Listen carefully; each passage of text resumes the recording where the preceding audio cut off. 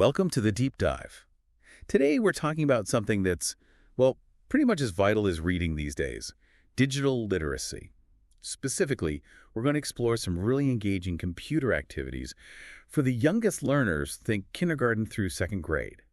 Our mission really is to find those fun, foundational ways to get these kids comfortable and skilled with tech right from the start. Exactly. And it's so crucial because, getting these skills early, it genuinely sets a foundation. We're talking academic success down the line, but also responsible use of technology. It's about empowerment. Okay, so let's dive in, thinking about those absolute beginners, kindergartners, maybe first graders. Yeah. We need to start with the basics, right? Like, what even is a computer? What are the parts? Right. And the sources point to some great hands-on stuff here, like learn the basic computer parts with fun cut and paste. Perfect for kindergarten. Yeah, very visual. Totally. Matching, sorting. Then you've got mouse skills practice. We can't forget that.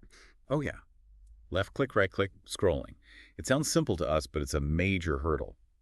Using printable activities for that helps build that fine motor control, doesn't it? It really does. And things like label the computer diagram, too, identifying the monitor, keyboard, mouse, maybe even pointing out the CPU as the computer's brain. You can use printables or, interactive diagrams online. What's really cool here, I think, is how these simple, almost tactile activities, they're more than just naming parts. Oh, absolutely. They're building blocks for digital understanding, making abstract concepts tangible. It's like you said, that physical interaction, cutting, pasting, labeling it, helps build those neurological pathways for later. Like understanding how things connect, how systems work. Exactly. Pre-coding their brains almost through play. It's not just memorization. Okay, so they can identify the parts. What's next? Understanding what they do. Precisely.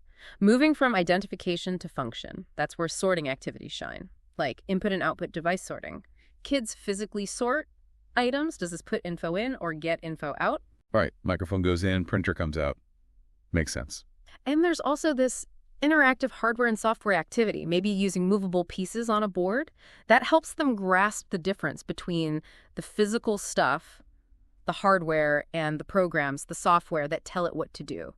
Great for centers. Yeah, you can have them sorting cutout pictures too, right? Keyboards, webcams, speakers, printers. Input versus output.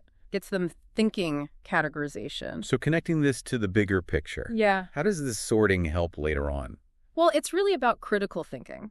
Classification. They're not just memorizing, they're starting to understand the flow of information, how we interact with the machine and how it responds. It's that very first step towards understanding computation, Input leads to output, building that mental model. Okay, got it.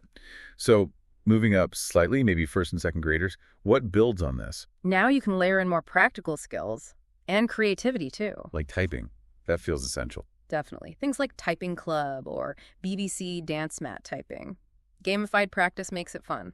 And maybe some creative expression, like making something. Yeah. How about having them create a digital poster? My computer. Using simple tools, maybe Google Drawings or even Canva for kids, lets them show what they've learned visually. That's neat. What about safety? That feels important to introduce early. Crucial. You could use online safety scenario cards. Just simple, what would you do if situations. Gets them talking about smart choices online. Good idea.